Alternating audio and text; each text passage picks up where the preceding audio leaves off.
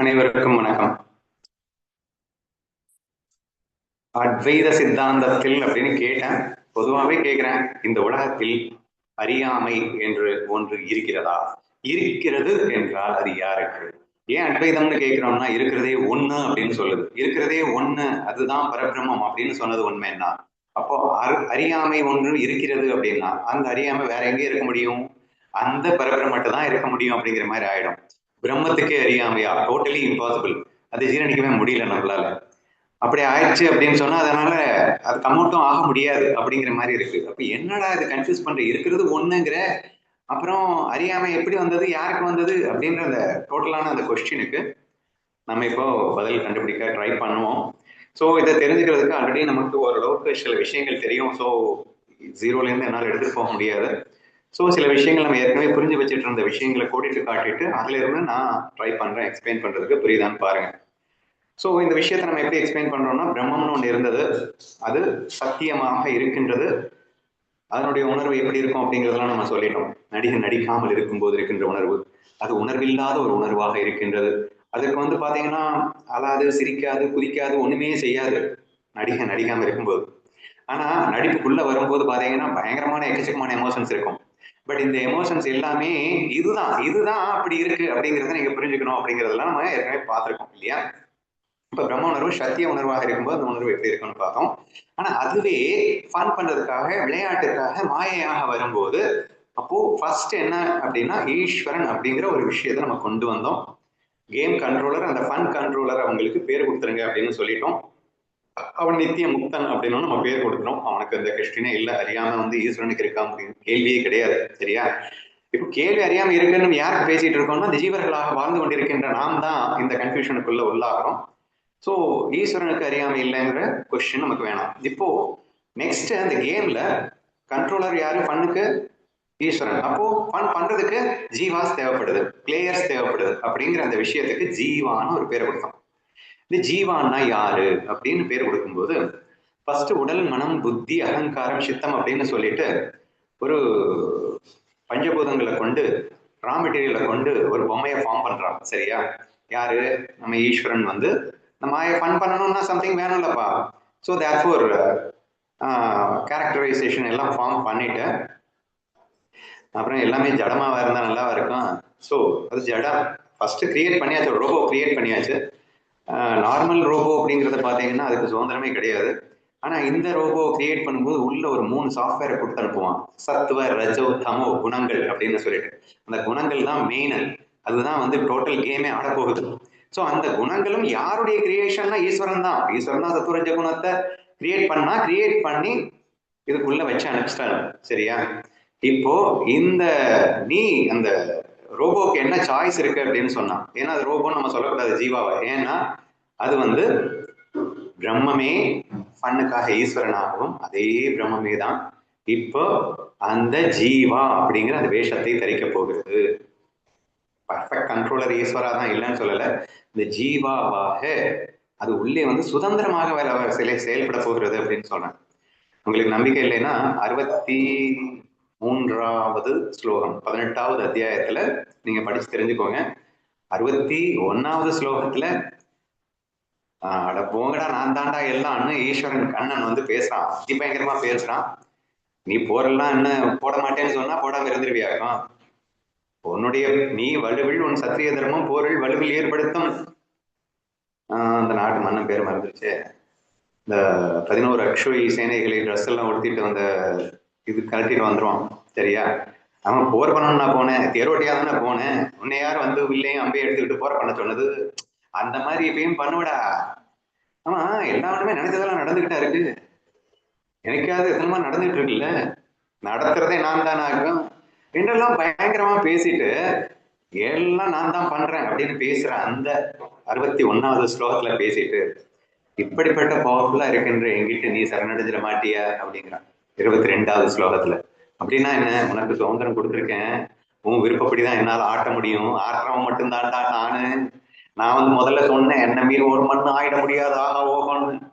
ஆனா நீ நினைக்கிறேன் பேஸ் பண்ணி தான்டா நான் ஆட்டிட்டு இருக்கேன். நீ கஷ்டப்படுவடா, வேணாண்டா, என்னுடைய பவரை புரிஞ்சுக்கிட்டே இல்லடா, என்கிட்ட வந்து சேர்ந்துடுறா கண்ணா, சரணாயிடுறா அப்படின்னு 62வது ஸ்லோகத்துல பேசுவான். சரியா?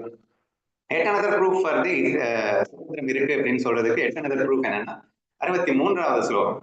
அதுல வந்து அந்த பகவத்கீதை எண்டுக்கு வந்துருச்சு இப்போ. சரியா? உடனே சொல்றான் கண்ணன், டேய் இந்த அளவுக்கு ஒரு முழுமையான ஞானத்தை யாருக்குமே சொல்லலடா நானு, என் பொண்டாட்டி கூட சொல்லடா, லக்ஷ்மிக்கு சொல்றேமா நானு. சரியா? சோ யாருக்குமே சொல்லாத இந்த விஷயத்தை நான் உனக்கு சொல்லிட்டேன், ரகசியத்துக்குள் ரகசியமான இந்த இடத்தையும் சொல்லிட்டேன்டா. ஆனா இதுக்கு மேல உனக்குன்னு ஒரு சுதந்திரம் இருக்கு. இந்த வேர்டே இருக்கு, சுதந்திரம்னு வேர்டே இருக்கு. சரியா? சுதந்திரம் இருக்கு. நீ நல்லா விசாரிச்சு நீ உனக்கு என்ன பண்ணணும்னு தோணுதோ நீ முடிவெடுறா, நான் பண்றேன் என்று நீ தான் செய்ய வேண்டும் என்று அந்த ஒரு விஷயத்தை சுட்டி காட்டுறாரு. So it all indicates that the jiva has got a freedom அப்படின்றத புரிஞ்சுக்கணும். ஓகேவா? I mean the jiva has got a freedom அப்படின்னா சத்துவ ரஜோ தமோ குணங்கள்ல எந்த குணத்தில் அவன் விளையாட வேண்டும் என்று ஜீவன் முடிவு செய்ய முடிகிறது அப்படிங்கிறார். அதனாலதானே கடைசி சாப்டர்கள்ல பாத்தீங்கன்னா 14 ஒரு 2-3 சாப்டர்ஸ்ல ஃபுல்லாவே 17. ஸோ சத்துவ ரஜோ தமோ குணங்கள்ல பயங்கரமா எக்ஸ்பிளைன் பண்ணி வாடா சத்துவத்துக்கு வாடா சத்துவத்துன்னு ஏன் கூப்பிடுறான். ஸோ குணங்கள் உனக்கு சாய்ஸ் கொடுத்துட்டேன். சத்துவத்துக்கு வந்தாதான் நான் வந்து சொல்றதே உனக்கு புரியும். நீ மறந்து தொலைச்சிட்ட, நீ யாருன்னே வந்து. அதனால உனக்கு நான் புரிய வைக்கிறதுக்கு நீ சத்துவத்துக்கு வாடா என்றெல்லாம் அழைக்க வேண்டிய ஒரு நிலை ஏற்பட்டது அப்படிங்கிற விஷயத்தையும் நீங்க புரிஞ்சுக்கணும். ஓகேவா? So what is the Jeeva அப்படிங்கறத உங்களுக்கு தெளிவுபடுத்துறதுக்காக கொஞ்சம் ரூட் மாதிரி போகிற மாதிரி தெரியுது. பயப்படாதீங்க, நான் போக மாட்டேன். அப்போ பிரம்மம்னு ஒண்ணு இருந்தது, ஈஸ்வரன் ஃபன் கண்ட்ரோலர், ஃபன் பண்ணக்கூடிய பிளேயர்ஸாக இந்த ஜீவாஸ் அப்படிங்கிறவங்க வந்தாங்க. அந்த ஜீவாஸ்க்கு சுதந்திரம் இருக்கு அப்படிங்கிறதையும் நீங்க இப்ப புரிஞ்சுக்கிட்டீங்க. இந்த இவன் எண்ணுவான் அவன் ஆட்டுவான் இந்த விஷயத்தெல்லாம் நம்ம அடிக்கடி நிறைய கிளாஸஸ்ல டிஸ்கஸ் பண்ணிட்டு இருக்கோம். ஸோ அதனாலதான் ஜீவன் உயர்ந்தவனா ஈஸ்வரன் உயர்ந்தவனா அந்த கிளாஸஸ் எல்லாம் வந்து ரீகால் பண்ணிக்கோங்க. So easy to understand that Jeeva is also much more, இவனை விட ஈஸ்வரனோட பெரிய ஆளோ, ஏன்னா இவன் நினைக்கிறது தான் நம்ம ஆட்டுறான். ஜஸ்ட் ரீகால் பண்ணிக்கோங்க எல்லாத்தையும். ஓகேவா? சரி, ஓகே. இப்போ இந்த ஜீவானா யாருன்னு இன்னும் தெளிவா நம்ம புரிஞ்சுக்கிறதுக்கு என்ன ட்ரை பண்ணோம் அப்படின்னு சொன்னா, இந்த உடல் மனம் புத்தி அப்படிங்கிறது எல்லாத்தையும் ஒரு மிரரா வச்சுக்கோங்க, கண்ணாடியா வச்சுக்கோங்க. இது ஜடமா தான் இருக்கும். இது எல்லாமே ஜடம்னு சொல்லிதான் நல்லா ப்ரூவ் பண்ணிட்டான். அந்த உடல் மனம் புத்தி எல்லாமே ஜடம்னு ப்ரூவ் பண்ணியாச்சு. ஏன்னா ரோபோ பண்ணிட்டான். இப்போ இதுக்குள்ள கான்சியஸ்னஸ் அப்படிங்கிறது உள்ள வரப்போகுது. இப்ப இருக்கிற கான்சியஸ்னஸ்னா என்ன? உணர்வு. பிரம்ம உணர்வை தவிர இந்த உலகத்துல வேற எந்த உணர்வும் கிடையாதுங்கிறதுல மாற்று கருத்தே இல்லை. இப்ப பிரம்ம உணர்வு மட்டும்தான் இருக்கு. அப்ப பிரம்ம உணர்வே தான் ஈஸ்வரனாகவும் இருக்கு. இது வரைக்கும் நம்ம ரொம்ப தெளிவா இருக்கோம். இப்ப ஜீவனா இருக்க போறது மட்டும் என்ன? அதே பிரம்ம உணர்வு தான் இப்போ இந்த ரோபோக்குள்ள போகுது. Just try to understand. சரியா? அப்ப அந்த பிரம்ம உணர்வே தான் இப்ப இந்த ரோபோக்குள்ள போகுது. இந்த ரோபோக்குள்ள போகுது அப்படிங்கிறப்போ டிஃபரன்ஷியேட் பண்ணி காட்டுறதுக்காக பிரம்ம உணர்வு அங்க ஒன்னா இருக்கு. ஆனா இங்க ரோபோ வந்து 84 லட்சம் ஸ்பீசிஸா இமேஜின் பண்ணி பாருங்க. அத்தனை different one cannot be like the other. அப்படி அத்தனை ஜீவராசிகள், ஒரு ஜீவராசிக்குள்ளேயும் ஒருத்தனை மாதிரி இன்னொருத்தர் இருக்க மாட்டான். ஸோ சச் அ வே ஒரு பிரம்மாண்டமாக இது இருக்கிறது. அப்படிங்கிறப்போ அங்கே இருக்கிற பிரம்ம உணர்வுன்னு சொன்னோம் இல்லையா, அது வந்து கான்ஸ்டன்ட், ஒரே மாதிரி தான் இருக்கும் நடிக்காம இருக்கும்போது அப்படின்னு சொன்னோம். ஆனா அது வேஷத்துல படும்போது, இந்த உடல் மனம் புத்தின்னு சொல்லிட்டு இருக்கேன், எல்லாம் வேஷம் உபாதின்னு என்ன வச்சுக்கோங்க. இந்த வேஷத்துல படும்போது இதுக்கு இது ஒரு கேரக்டரைசேஷன் ஃபார்ம் ஆகுது. அப்போ ஜீவனா இருக்கிறது யாரு? பிரம்மன் தான். ஈஸ்வரனா இருக்கிறது எப்படி பிரம்மன் சொன்னீங்களோ அதே மாதிரி ஜீவனா இருக்கிறதும் பிரம்மன் தான். அது ஒன்றும் டவுட்டே இல்லை. ஆனா ஈஸ்வரன் வந்து சர்வஞனா இருக்கிறதுனால நித்திய முக்தனா இருக்கும். It is impossible for him to fall into ignorance அப்படிங்கிற ஒரு விஷயமே அதுக்குள்ள இருக்காது. ஆனா இப்போ எது பிரம்மன் தான் எகைன் ஜீவனாம இருக்கு. இந்த ஜீவனாக, அதாவது இப்போ எது ரெஃப்ளெக்ட் ஆகி விழுது? பிரம்ம உணர்வு இந்த மனசுல பட்டு பிரதிபலிக்குது. இந்த மனசுல பட்டு பிரதிபலிக்கும் போது இதுக்கு உணர்வு வந்துருச்சு. ஆனா இந்த உணர்வை நம்ம வந்து பிரதிபிம்ப உணர்வு அப்படின்னு சொல்றோம். பிரதிபிம்ப உணர்வுன்னு சொல்லிட்ட உடனே பிரம்ம உணர்வு வேற, பிரதிபிம்ப உணர்வு வேற எல்லாம் கிடையாதுங்க. Sunlight when falls into the mirror and gets reflected, again the same sunlight is getting reflected from the mirror and therefore both are one and the same அப்படிங்கிறதுல எந்த விதமான மாற்று கருத்தும் இல்லை. At the same time we need to give a different kind of name to understand, because அது வந்து மாயையின் கலப்பில்லாம இருக்க சூரியன். அந்த சூரியன் வந்து மிரர்ல படுது. பட்ட உடனே ஒவ்வொன்றுமே வந்து ஒவ்வொரு வேஷத்தை போட்டு விளையாட ஆரம்பிக்குது. அப்ப வேஷத்தில் இருக்கின்ற பிரம்மம், வேஷம் இல்லாமல் இருக்கின்ற பிரம்மம் அப்படின்னு எகெயின் வேஷம் பிரம்மம் எப்பயுமே அது பாட்டுக்கு இருக்கு. சூரியன் எப்பயுமே இருந்துகிட்டே தான் இருக்கு. அது வேஷம் போட வந்ததுக்கு அப்புறம் அது இல்லாம போயிடுச்சுன்னா நினைக்காதீங்க. நடிகர் நடிச்சிட்டு இருக்கும் போதும் நடிகர் நடிகராகத்தான் இருக்கின்றான். அதாவது மாயையின் கலப்பில்லாமல் இருந்து கொண்டேதான் மாயையின் கலப்பில் இருக்கின்றான். தன் ஒன்னஸ் ஃபீலிங்க்கு எந்த மிஸ்ஸிங்கும் இல்லாம எந்த பங்கமும் இல்லாமலே தான் அவன் டுவாலிட்டிக்கு வருகின்றான். ஸோ வந்து பிரதிபிம்ப உணர்வு வந்தவொடனே அந்த ஒரிஜினல் உணர்வுக்கு எந்த நஷ்டமும் வந்துடாதுன்னு பெஸ்ட் எக்ஸாம்பிள் சூரியன். அந்த ஏற்கனவே சொல்லியிருக்கேன் நினைக்கிறேன். ஒரு 10 பாட்டு இருக்குங்க. இமேஜினேஷன் 84 லட்சம்லாம் நம்ம கற்பனை பண்றதுக்கு மூளை வந்து சக்தி இல்லை. ஒரு 10 பார்ட்ஸ் இருக்கு. பாட்டுன்னா என்னதுங்க? குண்டா, பானை பானை. ஸோ ஒரு 10 பானை இருக்கு. 10 பானையில தண்ணி இருக்கு. சூரியன் அங்கிருந்து வந்து ரெஃப்ளெக்ட் ஆகுது. இப்ப இந்த 10 பானையிலையும் வந்து அந்த சூரியனுடைய பிம்பம் தெரியுது அப்படிங்கிறத நீங்க இமேஜின் பண்ணுங்க. இப்போ பிரதிபிம்ப உணர்வு அப்படின்னு பானையில தெரிகிற சூரியனா சொல்லிட்டு இருக்கேன். ஒரிஜினல் உணர்வு அப்படிங்கிறது நான் மேல தெரிகிற சூரியனா சொல்லிட்டு இருக்கேன். இப்படி கற்பனை பண்ணிட்டீங்கன்னா உங்களுக்கு டவுட்டே வராது. சரியா? இப்ப ஜீவன் யார்? ஜீவன் யாருன்னா யார்? அது ஜீவன் எதை சொல்ற? பானையில தெரிகின்ற இந்த சூரியன் யார் அப்படின்னு கேட்டா, சூரியன் இருக்கிறது ஒரு சூரியன் தானடா, 1000 சூரியனா இருக்கு. அப்ப அந்த பானையில இருக்கிறது அதுவும் சூரியன் தான். இந்த பானையில இருக்கிறது இதுவும் சூரியன் தான். சோ இந்த பானையை வச்சு நம்ம சொல்லுவோம், இந்த ஷியாமலா யாரு? அதுவும் பிரம்மன் தான். இந்த சகுந்தலா யாரு? அதுவும் பிரம்மன் தான். பானைக்கு தான் நியம. சரியா? ஆனா உள்ள இருக்கிறது என்னன்னா சூரியன் தான் எல்லாத்துக்குள்ளயும் இருக்கு என்ற அந்த வேஷத்தில் இந்த மாறுபாடு இருக்கலாமே தவிர பட் எல்லாத்துக்குள்ளேயும் இருக்கிறது அந்த சூரியன் தான். அப்ப பிரதிபிம்ப உணர்வு எல்லாமே எங்கிட்ட இருக்கக்கூடிய சிதாபாசம் நீங்க சொன்னீங்கன்னா எங்கிட்ட இருக்கக்கூடிய சிதாபாசம் பிரம்மன் தான். உங்ககிட்ட இருக்கக்கூடிய இந்த சிதாபாசம் புதுசா நேம் இன்ட்ரோடியூஸ் பண்ணிட்டு பயந்துடாதீங்க. இந்த பிரதிபிம்ப உணர்வுக்கு சிதாபாசன் பேரு, பானையில தெரிகிற உணர்வுக்கு சிதாபாசன் பேரு. அந்த சிதாபாஸ் வேற சூரியன் வேறன்னு சொல்லிடாதீங்க. சூரியன் இருக்கிறதுனாலதான் இது இருக்கு. சூரியனே இல்லைன்னா இது இருக்கவே இருக்காது. நடிகன் இருக்கிறதுனாலதான் நடிக்கிறான். நடிகனே இல்லைன்னா நடிக்கவே முடியாது. So this and this are again don't confuse with each other. They are one and the same. So நான் அத்வைதத்தை எந்த வகையிலும் பங்கம் படுத்தாம தான் நான் எக்ஸ்பிளைன் பண்ணிட்டு இருக்கேன்னு நினைக்கிறேன். டவுட் இருந்தா கேளுங்க. சோ இப்போ இந்த பானையில தெரிகின்ற இந்த பானைகளுக்குள்ள இந்த சூரியன் இருக்கு அப்படின்னு பேசிட்டு இருக்கோம். இந்த சிதாபாசம் சொல்லிட்டு இருக்கோம் இல்லையா?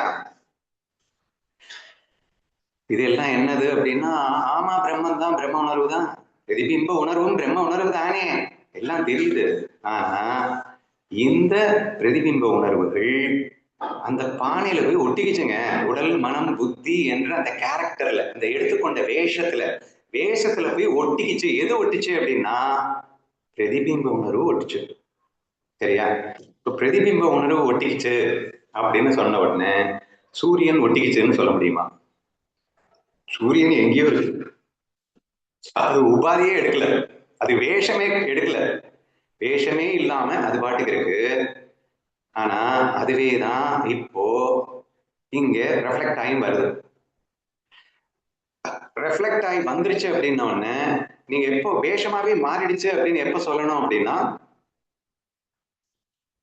பிரதிபிம்ப உணர்வு வேற ஒரிஜினல் உணர்வு வேற அப்படின்னு சொல்லும் போதுதான் ரெண்டுங்கிற ஆஸ்பெக்டுக்கே வரும். இங்க ரெண்டுங்கிற ஆஸ்பெக்ட் இல்ல. இங்க நடிகன் இருக்கான், அவனுடைய அந்த ஃபீலிங் எந்த பங்கமும் இல்லாமலே தானே நடிச்சிட்டு இருக்கான். நடிக்க வந்ததுக்கு அப்புறம் அவன் ஃபீல் காணாம போயிடுச்சா? அவனுடைய ரிலாக்ஸ் சொல்ற ரம்ய ரமல சமாதான அந்த நடிகர் ஃபீல் அப்படிங்கிறது என்ன எங்கேயாவது ஓடி போயிருப்பான்? அது இருக்குங்க, அது பாட்டுக்கு இருக்கும். சரியா?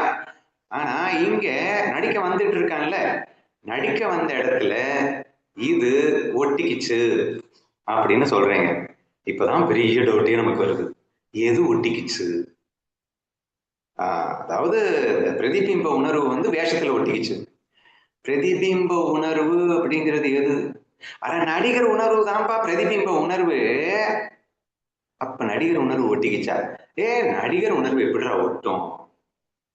அது ஒன்னஸ் ஃபீலிங்க மிஸ் பண்ணாம தானே டுவாலிட்டியில இருக்கு.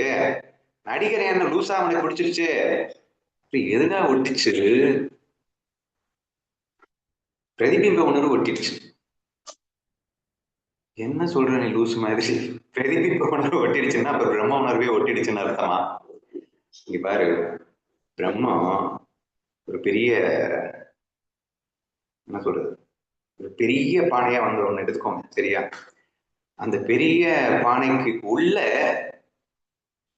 அப்படி வச்சுக்கலாமா, ஈஸ்வரன் எப்படி சொல்றது, கண்ட்ரோலர் அப்படிங்கிறதுக்கு ஈஸ்வரனை கொண்டு வந்ததுக்கு ஏதாவது இமேஜின் பண்ணுங்க, சரியா?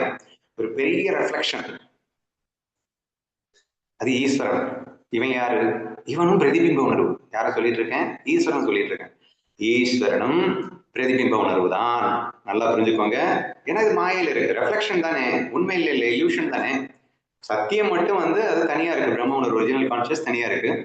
இப்போ இந்த ஈஸ்வரன் அப்படிங்கிற அந்த ரெஃப்ளெக்டட் கான்சியஸ்னஸ் வந்து சத் சித்தானந்த உணர்வு அப்படின்னு சொன்னோம்.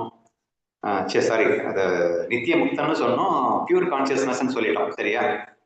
இப்போ இப்பதான் நல்லா நல்லா புரிஞ்சுக்கோங்க. So it's very important key பாயிண்ட்க்கு வந்துட்டேன். எத்தனை பேர் கரெக்டா புரிஞ்சுக்க போறீங்கன்னு எனக்கு தெரியல. Please catch hold on this point.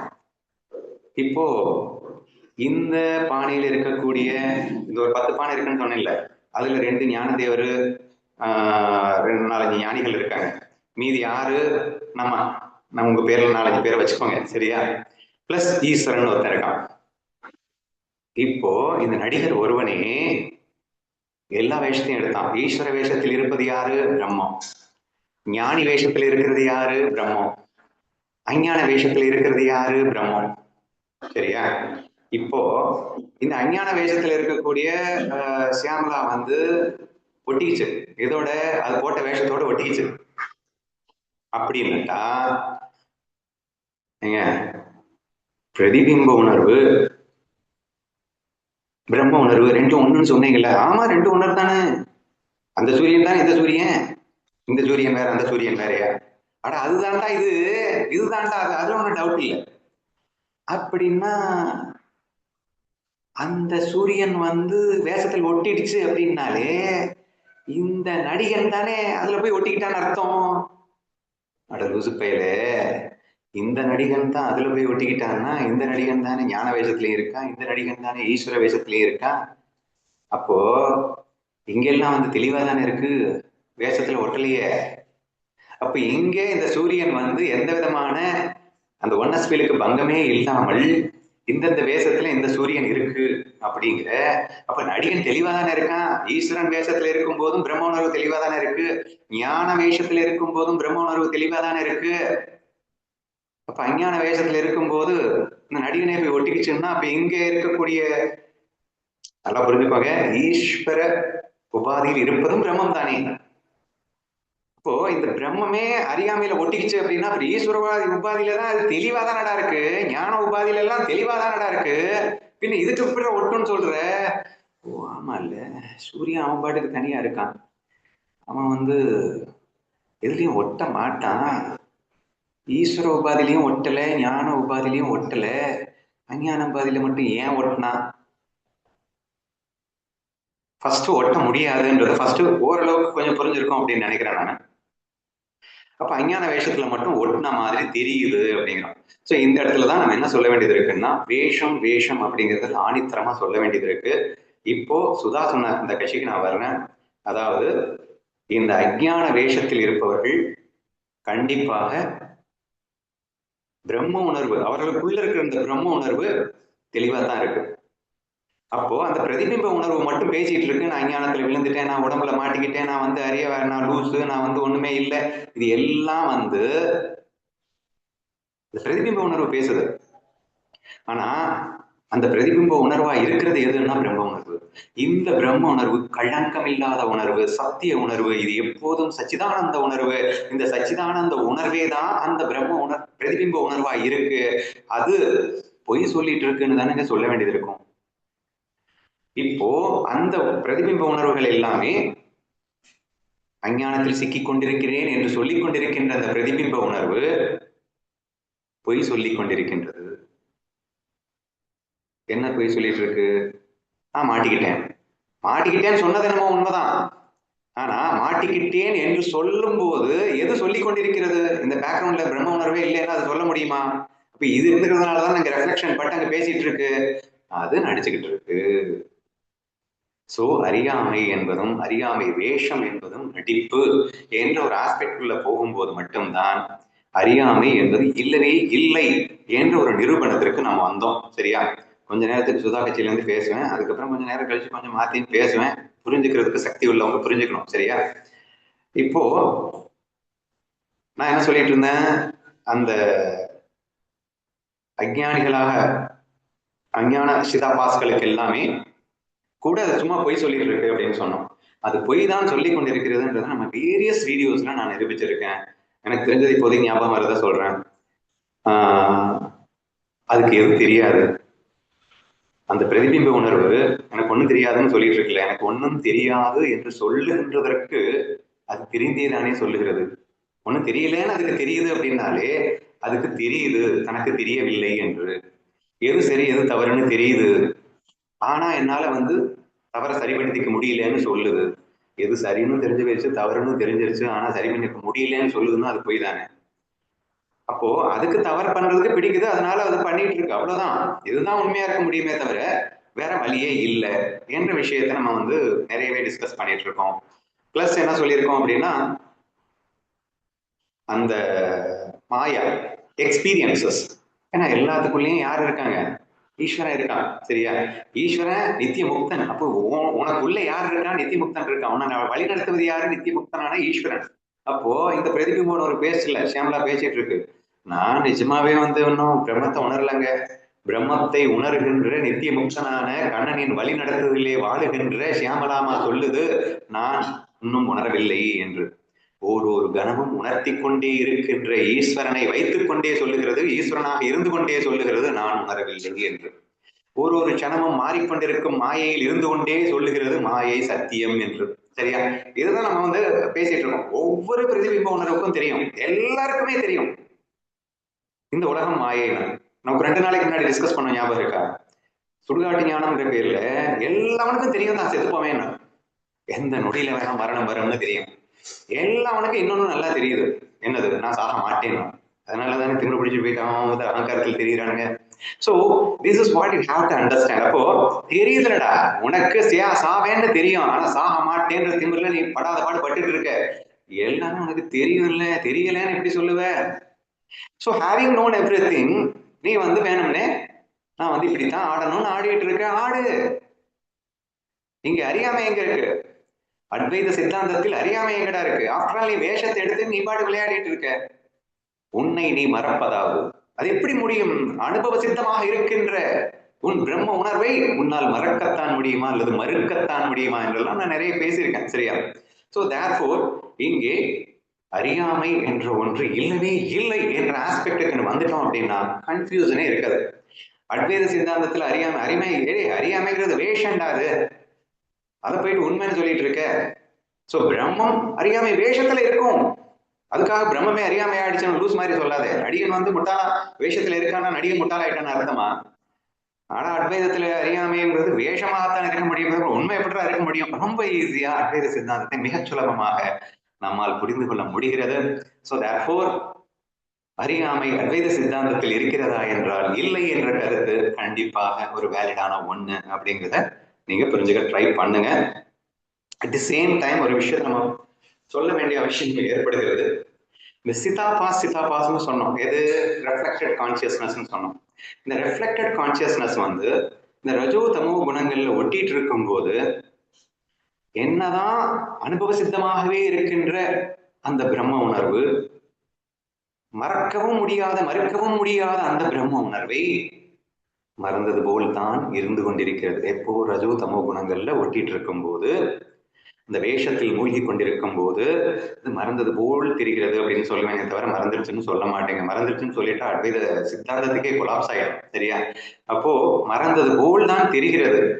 அப்படிங்கிறப்போ அவங்களுக்கு சாத்வ குணம், அந்த கண்ணன் கீதையில வேதங்கள் இதெல்லாமே சொல்லப்பட்டது, இது எல்லாமே அந்த அளவுக்கு அந்த ரஜோ தமோ குணங்கள்ல ரொம்ப ஒட்டி தான் யார் என்பதையே மறந்து விடுவது போல் அப்படின்னா நான் மறுபடியும் என்ன சொல்றேன்னா, அஞ்ஞானம் இருக்கிறதுன்னு நான் சொல்ல வரல, ஆனா இருக்குன்னு சொல்ல வேண்டியது இருக்கு. ஏன்னா மறந்துட்டாங்க அப்படிங்கிற அந்த ஆஸ்பெக்ட்ல இருந்து சொல்ல வேண்டியது இருக்கு.